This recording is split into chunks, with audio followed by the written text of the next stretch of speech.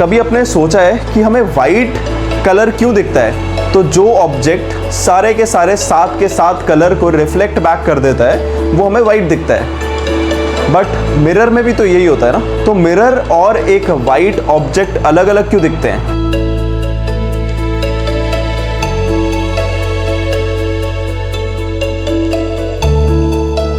Hello, welcome back class 10th। Last दो videos में हमने लाइट रिफ्लेक्शन एंड रिफ्रैक्शन का रिफ्लेक्शन पार्ट समझा था। हमने समझा था कि लाइट क्या होती है, रिफ्लेक्शन का फिनोमेना क्या होता है, लॉज ऑफ रिफ्लेक्शन क्या होते हैं, और भी बहुत सारी चीज़ें रिफ्लेक्शन से जुड़ी हुई। कुछ इमेज डायग्राम सीखे थे।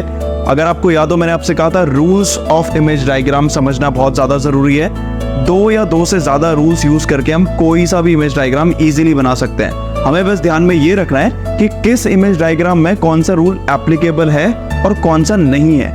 तो कुछ ही ऐसे इमेज डायग्राम्स हैं जिनमें कुछ रूल्स एप्लीकेबल है ही नहीं, पॉसिबल ही नहीं है कि उन्हें अप्लाई करा जा सके। तो जो भी रूल अप्लाई करना पॉसिबल है उनमें से किसी भी रूल को आप अप्लाई कर सकते हो और इमेज डायग्राम्स ईजिली बना सकते हो। तो आई होप आपने कुछ इमेज डायग्राम्स प्रैक्टिस भी करे होंगे। मैंने आपको लास्ट क्लास में भी बोला था, हो सकता है आपको 5 से 6 बार प्रैक्टिस करनी पड़े। और ये प्रैक्टिस सिंपली कॉपी करके ड्रॉ कर देना नहीं होगा। इसमें आपको करना क्या है, आपको एक बार बुक बंद करनी है, जितने इमेज डायग्राम्स याद हैं उन सबको एक साथ ड्रॉ कर लेना है। इसके बाद अगर आपको लगता है कि कोई इमेज डायग्राम आपका गलत बन गया या आपको याद नहीं आ रहा है, तो दोबारा से बुक खोलनी है, उसका रिविजन करना है, बुक बंद करके सारे इमेज डायग्राम्स दोबारा से करने हैं। तो इस तरीके से अगर आप 5-6 बार कर लेते हैं तो उसके बाद इमेज डायग्राम्स में तो आपको कोई प्रॉब्लम नहीं आने वाली है। चलिए, इससे पहले कि हम आज का नया टॉपिक स्टार्ट करें या फिर आज हम कुछ क्वेश्चन आंसर्स डिस्कस करेंगे, उस पे आने से पहले एक छोटा सा रिवीजन कर लेते हैं। हमने लास्ट क्लास में या लास्ट 2 वीडियोस में क्या क्या सीखा था। तो सबसे पहले हमने बात करी थी कि लाइट क्या होती है। लाइट एक ऐसी एनर्जी है जो हमें देखने में मदद करती है। उसके बाद हमने बात करी थी कि रिफ्लेक्शन क्या होता है। रिफ्लेक्शन एक ऐसा फिनोमेना है जिसकी वजह से जब लाइट किसी भी ऑब्जेक्ट से टकराती है तो वापस उस मीडियम में बाउंस बैक कर जाती है। इसको रिफ्लेक्शन कहा जाता है। इसके बाद हमने डिस्कस किया था टाइप्स ऑफ रिफ्लेक्शन। हमने बात करी थी डिफ्यूज और रेगुलर रिफ्लेक्शन की। डिफ्यूज रिफ्लेक्शन वो होता है जिसमें जब पैरेलल बीम ऑफ लाइट किसी अनइवन सरफेस से टकराती है तो रिफ्लेक्शन के बाद बिखर जाती है, स्कैटर कर जाती है। वहीं रेगुलर रिफ्लेक्शन क्या होता है, जब एक पैरेलल बीम ऑफ लाइट एक प्लेन स्मूथ सरफेस से टकराती है तो टकराने के बाद भी पैरेलली रिफ्लेक्ट बैक करती है। तो टकराने वाली रे भी पैरेलल होती है और वापस रिफ्लेक्ट करने वाली रे भी पैरेलल ही होती है। अच्छा, इससे मुझे ध्यान आया, कभी आपने सोचा है कि हमें वाइट कलर क्यों दिखता है? ये तो हमें पता है कि वाइट कलर 7 अलग अलग कलर्स से बना होता है, 7 अलग लाइट से बना होता है। तो जो ऑब्जेक्ट सारे के साथ कलर को रिफ्लेक्ट बैक कर देता है वो हमें वाइट दिखता है। बट मिरर में भी तो यही होता है ना। मिरर में भी वाइट लाइट टकराती है और वो सारे कलर्स को रिफ्लेक्ट बैक कर देती है। तो मिरर और एक वाइट ऑब्जेक्ट अलग अलग क्यों दिखते हैं? तो इसके पीछे जो फिनोमेना रिस्पॉन्सिबल है वो यही है, रेगुलर और डिफ्यूज्ड रिफ्लेक्शन वाला। तो एक प्लेन मिरर में तो रेगुलर रिफ्लेक्शन हो रहा है, यानी कि अगर लाइट पैरेलली आ रही है तो पैरेलली टकराने के बाद भी रिफ्लेक्ट बैक कर रही है।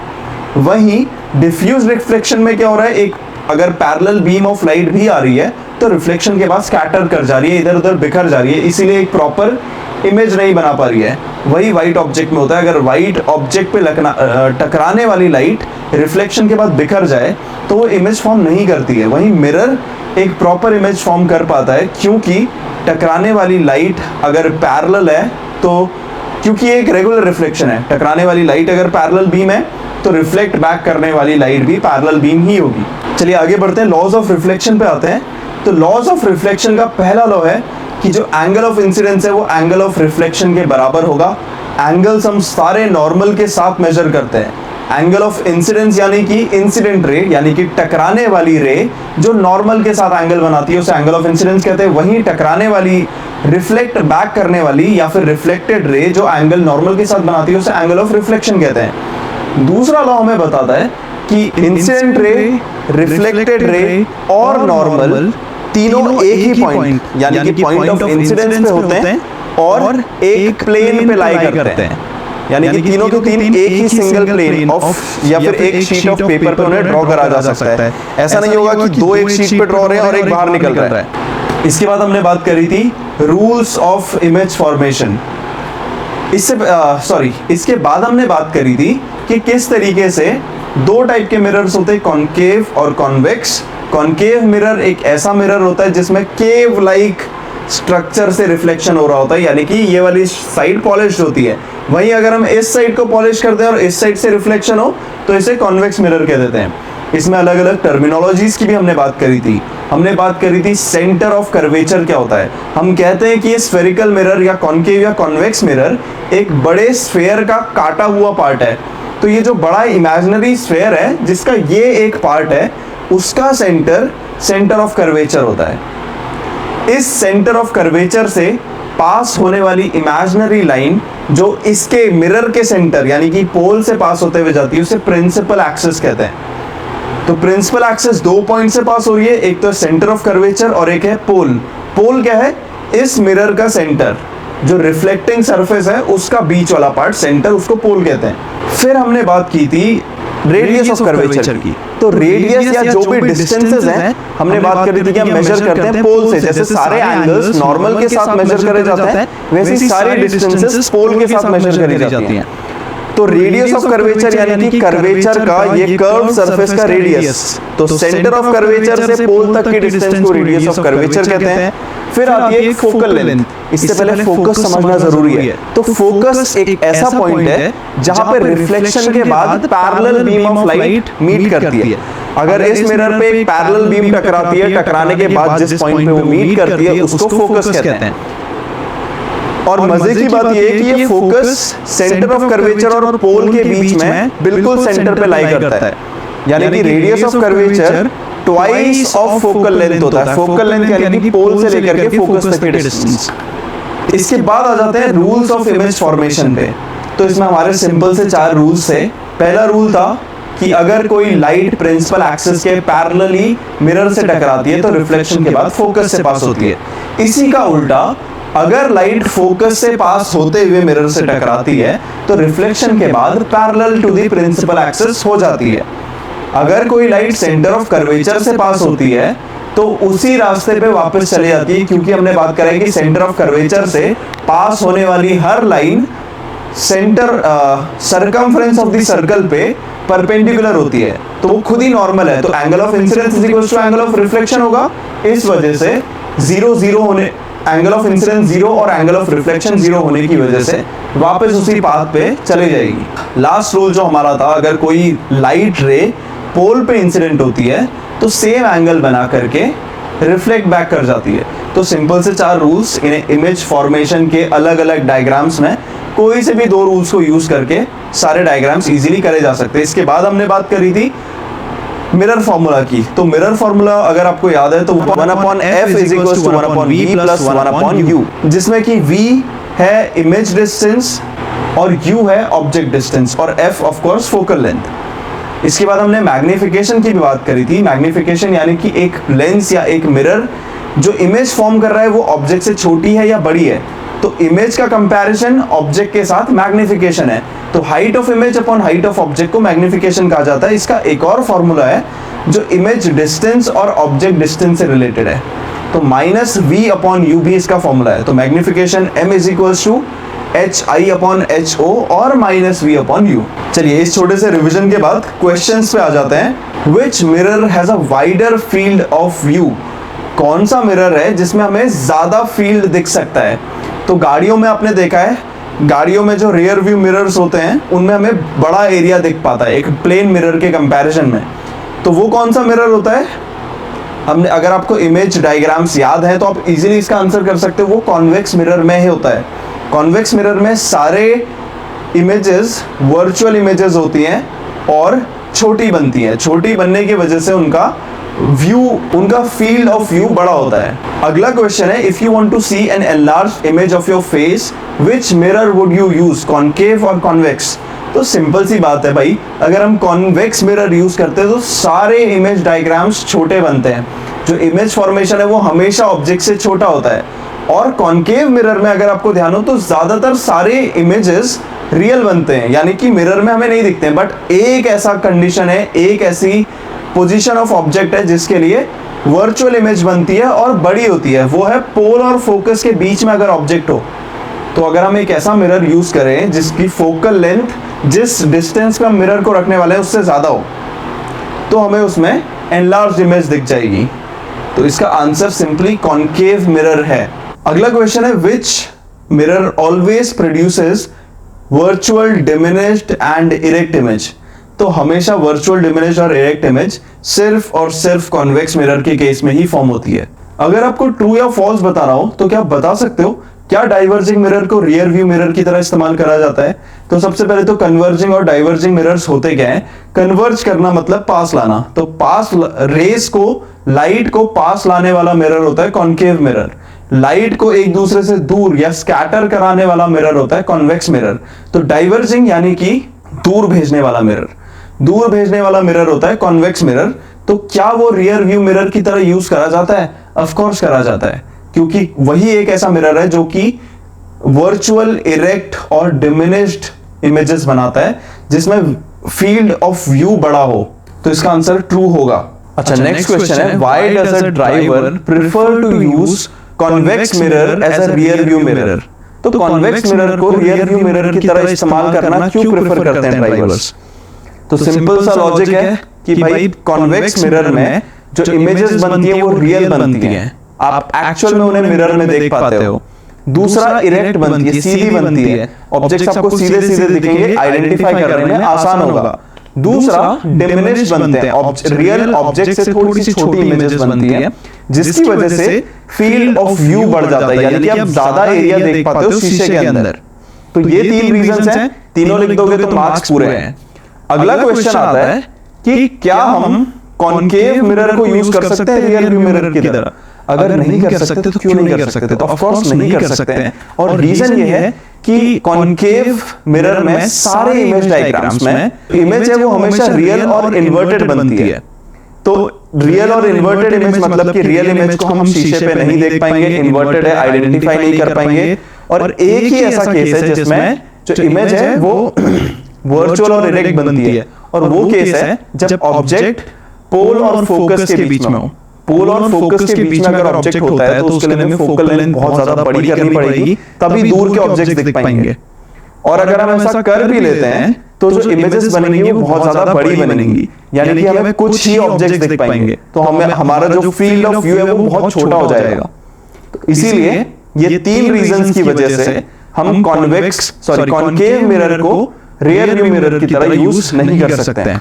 एक क्वेश्चन आता है, what would your image look like if you stood close to a large concave mirror or a convex mirror? तो concave mirror के पास, एकदम पास खड़े होने पे और convex mirror के एकदम पास खड़े होने पे आपकी इमेज कैसी बनेगी? तो इसमें ध्यान देना है कि आप उसके पास खड़े हो।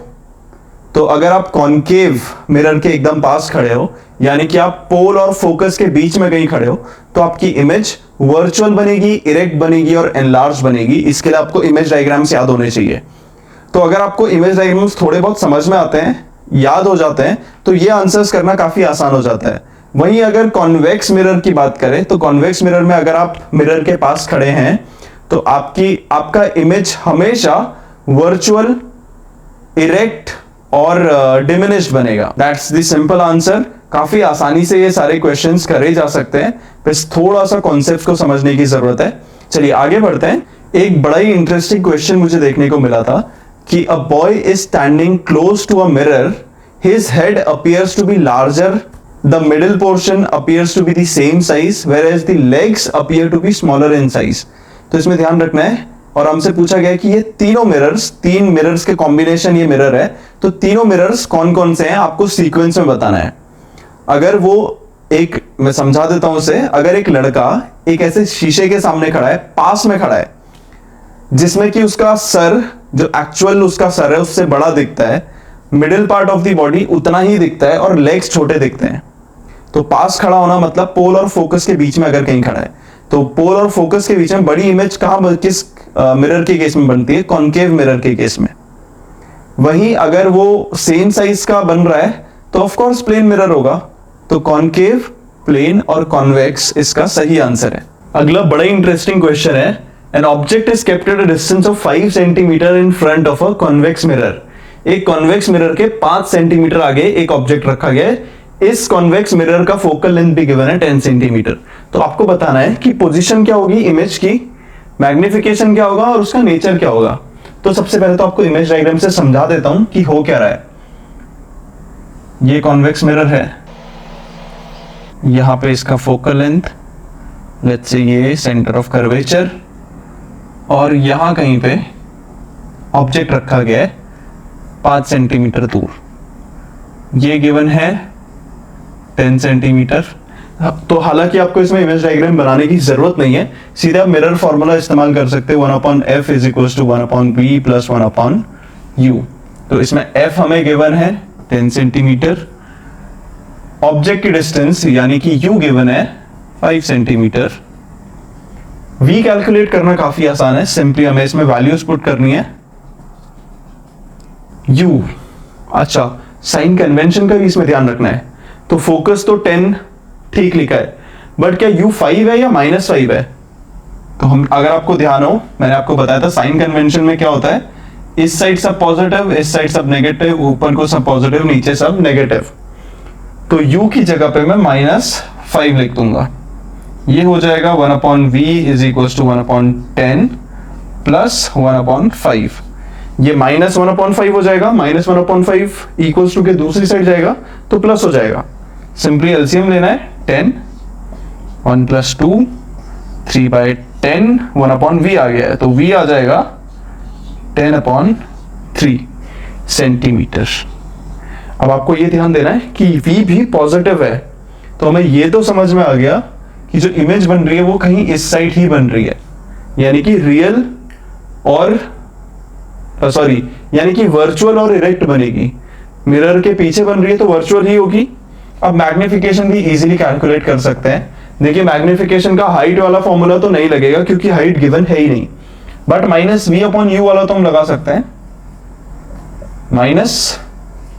-v आ गया 10/3 और u हमारा गिवन था -5, तो ये कैंसिल हो जाएगा। 10/3 to 5, ये हो गया 2/3। 2/3 यानी कि 1 से छोटा है, मतलब जो इमेज बन रही है वो छोटी बनेगी ऑब्जेक्ट के कंपैरिजन में। तो नेचर भी हमें इससे पता चल जाएगा। देखो मैग्निफिकेशन 2/3 आ गया, v ये आ गया, नेचर क्या होगा इसका, नेचर कैसा होगा सबसे पहले तो हम बताएंगे। क्योंकि ये इमेज जो है वो इस साइड बन रही है तो ये वर्चुअल इमेज है, वर्चुअल एंड इरेक्ट। और क्या पता चल रहा है नेचर के बारे में, मैग्निफिकेशन से हमें पता चल रहा है कि छोटी भी बन रही है, तो इसको डिमिनिश्ड भी लिख देंगे। बस खत्म। ऑफ कोर्स फोकस और पोल के बीच में बनेगी, ये तो इससे क्लियर है। ये 10/3 बन रहा है, तो इसके 3 अगर इक्वल हिस्से कर दो तो यहाँ पे कहीं पे बन जाएगी। I hope this is clear to you, इतना समझ में आ गया होगा। चलिए आगे बढ़ते हैं। एक और काफी इंटरेस्टिंग सा क्वेश्चन आ गया है। A diverging mirror of radius of curvature is equal to 40 centimetre forms an image which is half the height of the object, find image and object position. तो डाइवर्जिंग क्या क्या अभी क्वेश्चन से हमें समझ में आ रहा है वो लिख लेते हैं। तो डाइवर्जिंग मिरर कहा गया है, डाइवर्जिंग मिरर कौन सा होता है, जो फैलाता है, फैलाने वाला कॉन्वेक्स मिरर। ठीक है, कॉन्वेक्स मिरर है, ये हमें गिवन है। Centre of curvature, radius of curvature 40 centimetre given है, और forms an image which is half the height of object. तो हाइट ऑफ ऑब्जेक्ट अगर हम x मान लें तो हाइट ऑफ इमेज आधी बन रही है x/2। ये सब चीजें हमें गिवन है। तो हमें पूछा गया है कि इमेज और ऑब्जेक्ट की पोजीशन क्या होगी। अब इससे हम क्या क्या कर सकते हैं वो देख लेते हैं। तो हमें अगर इमेज और ऑब्जेक्ट की पोजीशन निकालनी है, यानी कि हमें v और u निकालना है, तो इसका तो एक ही फॉर्मूला हमें पता था, 1/f is equal to 1/v plus 1/u, but हमें v और u के बीच का कोई रिलेशन नहीं पता है। तो दूसरे फॉर्मूले का इस्तेमाल कर लेते हैं। Magnification is equal to height of image upon height of object is equal to -v/u। चलिए, height of image x/2 divided by x is equal to -v/u। ये क्या हो जाएगा, 1/2 इज इक्वल टू -v/u। चलिए, तो क्या मैं इससे u is equal to -2v लिख सकता हूं? सिंपल क्रॉस मल्टीप्लीकेशन कर दिया है, तो u is equal to -2v अगर मेरे पास आ जाता है तो अब मैं मिरर फॉर्मूला इस्तेमाल कर सकता हूं, 1/f is equal to 1/b plus 1/u। अच्छा, ये कॉन्वेक्स मिरर है तो इसका फोकस इस तरफ बनेगा, यानी कि पॉजिटिव ही होगा। तो फोकस को, ये सेंटर ऑफ कर्वेचर है, इससे मैं फोकस निकाल सकता हूं 40/2 करके, विच इज 20 सेंटीमीटर। तो 1/20 is equal to 1/v plus 1/u की जगह मैं -2v लिख दूंगा। Simple 1/v minus 1/2v। इसका सिंपली हम एलसीएम ले सकते हैं, 2 - 1 1/2v is equal to 1/20। 2v आ जाएगा 20 के बराबर और v आ जाएगा 10 के बराबर। 10 सेंटीमीटर हमारा v आ चुका है, और इसकी हेल्प से हम u भी इजीली निकाल सकते हैं। तो u आ जाएगा -2 × 10 that is -20 centimetre. Simple answer है भाई, u -20 सेंटीमीटर, यानी कि मिरर के इस तरफ है। ऑब्जेक्ट जो है वो, सॉरी, जो इमेज है वो मिरर के पीछे बन रही है, यानी कि वर्चुअल और इरेक्ट होगी। सिंपल है, सिंपल क्वेश्चन। आई होप आपको समझ में आया होगा, चीजें आसान लग रही हैं।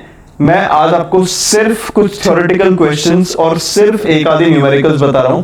ये ऐसे न्यूमेरिकल्स हैं जिनके बेसिस पे बाकी सारे ही न्यूमेरिकल्स इजीली हो सकते हैं, इसलिए मैंने आपको सिर्फ 2 न्यूमेरिकल्स बताए हैं। बट यहाँ पे चैप्टर खत्म नहीं होता है, यहाँ पे हम आपका पार्ट खत्म नहीं होता है। आपको क्या करना है, आपको घर पे रिवीजन करना है, एनसीईआरटी में जितने भी क्वेश्चंस गिवन हैं उनको एक बार खुद से प्रैक्टिस करना है।